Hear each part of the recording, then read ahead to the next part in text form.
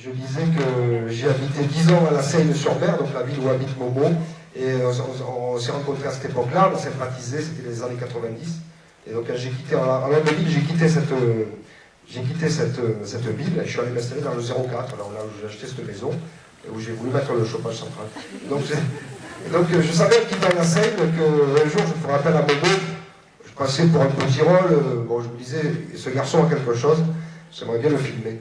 Mais je ne pensais pas, 2 ans après, pardon, en 2002 quand on a tourné, comme ça, faire appel à lui pour le rôle principal de long métrage, parce qu'il n'avait jamais joué, je crois même qu'il n'avait peut-être jamais été filmé avant qu'on fasse les premiers tests dans la cour de sa cité. Alors bon, c'était pas toujours facile d'imposer des acteurs comme lui et qui n'étaient pas encore professionnels. Parce que depuis Jean-Marc et Momo, depuis nos aventures cinématographiques, ils sont devenus professionnels. Maintenant, ils tournent assez régulièrement, bon, peut-être pas assez, mais dans des films, dans des vrais films. Quoi. Mais bon, voilà, à l'époque, il n'avait jamais fait de cinéma. Là, c'est pareil pour La Mémé, La Mémé comme on a un film, mais il y en a d'autres aussi. Donc, et Jacques Bastille aussi. Donc en fait, le film est né comme ça, bon, traiter les aventures de chauffage, ça c'était... Je savais que je voulais faire ça. Au début, voilà, je pensais que j'allais être cantonné à ce genre de rôle, quoi, patron d'avant, c'est pour poursuivre. Et moi, je le fais tellement bien que... Avec, j'ai sauvé la peau à Momo, donc voilà, quoi. Et heureusement qu'Africa Jolie m'a fait sortir de derrière le comptoir, quoi. Ça m'a aéré, quoi.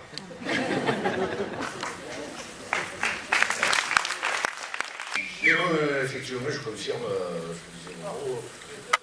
tournage terrible, réveillé en pleine nuit, réveillé le matin de bonne heure, réveillé pendant la sieste, encore que je faisais que dormir. Mais non, mais c'est vrai qu'on était au taquet, et puis, je peux en assurer, même lui, hein, c'est bon. Et donc, voilà ce que j'avais à dire. Merci, bravo.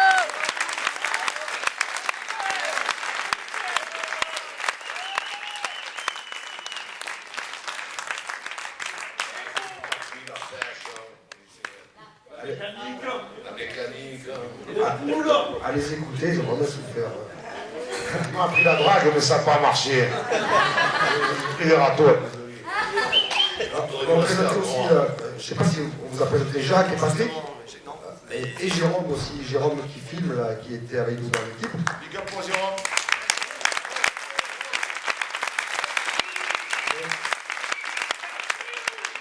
Jérôme, c'est lui qui a tiré les photos, le making-of, plus pas mal de techniques, enfin, vidéo, discussion, tout ça. Et puis, c'est lui qui s'occupe du Facebook, justement, de espigoul.com. Quand vous écrirez sur les réseaux sociaux, il sera le premier informé. L'immense collaborateur. Et bien sûr, Jacques Dussard, sans qui ce film n'existerait pas.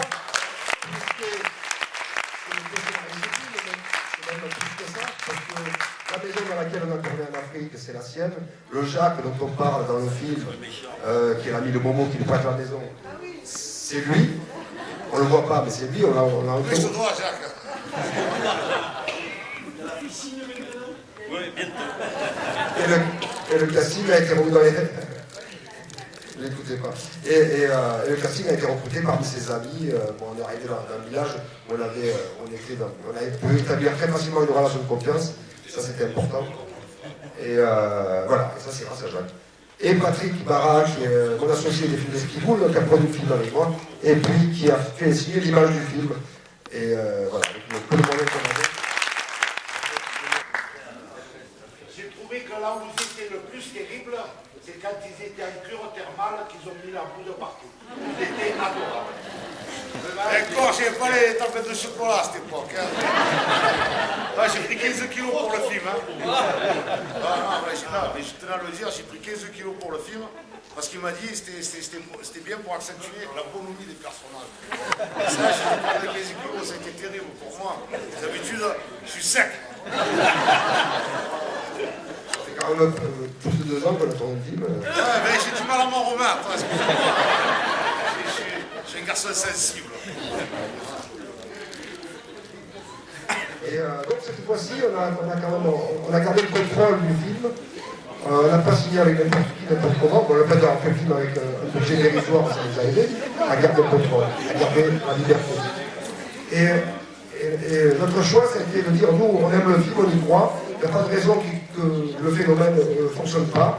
On va essayer de créer ce phénomène bien en amont de la sortie, pour que le jour où le film est sur les écrans, bah, on puisse espérer un peu plus de monde dans les salles, on puisse espérer un peu plus de communication.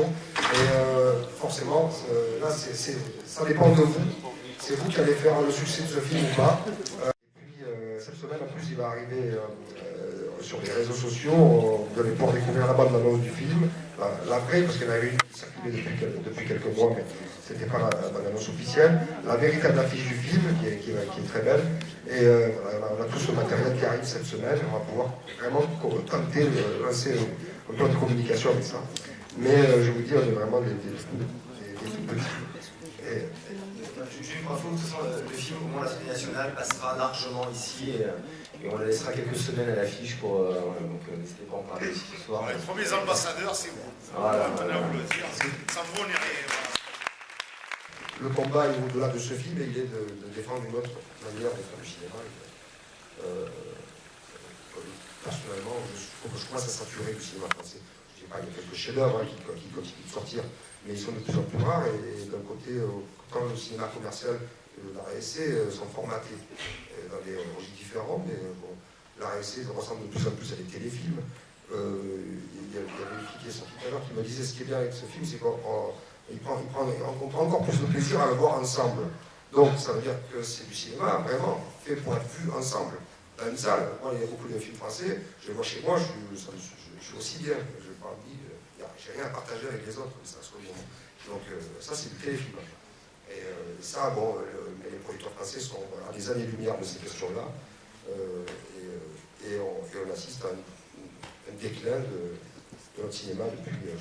Si vous aimez le film, parlez-en autour de vous, et même à vos amis du Nord, à Lille, à Rennes, à Paris, partout, parce que c'est là-bas aussi on va avoir besoin de soutien et d'avoir un peu de gens dans les salles.